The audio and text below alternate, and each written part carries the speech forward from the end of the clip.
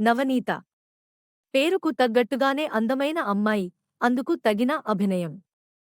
అప్పుడు నేను degree first year చదువుతున్నాను. నాకు ఎప్పుడూ ఇలా అనిపించలేదు. ఒక అమ్మాయిని చూసి చూడగానే ప్రేమలో పడిపోతనని. ఇది ఆకర్షణ? లేక నేను నిజంగానే ప్రేమిస్తున్నానా? అని తెలుసుకోవడానికి నాకు చాలానే సమయం పట్టింది. నవనీత చాలా మంచి అమ్మాయి, ఎవరితో ఎక్కువ మాట్లాడదు.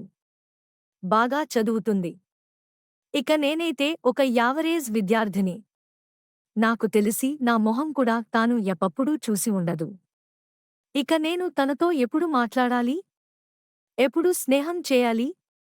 ఎప్పుడు నా ప్రేమ విషయం చెప్పాలి? అనుకుంటూ ఉండగానే సంవత్సరం గడిచింది. కాలేజీలో దసరా సెలవులు ఇచ్చారు. ఎప్పటిలాగే అమ్మమ్మ వాళ్ళ ఊరు వెళ్ళి సరదాగా గడపాలని అనుకున్నాను.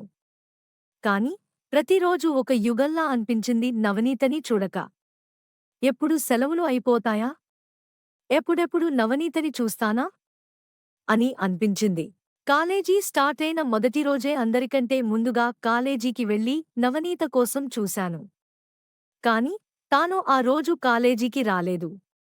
ఎవరినైనా అడుగుదామంటే ఏమనుకుంటారో అని భయమేసింది. అలా 2 రోజులు గడిచాయి.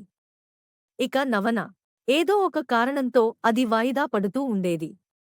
నేను ఆశలు వదులుకున్న సమయంలో అకస్మాత్తుగా తనే ఫోన్ చేసి ఈ వీకెండ్ ఖచ్చితంగా విహారయాత్రకు వెళ్దాం అని చెప్పింది.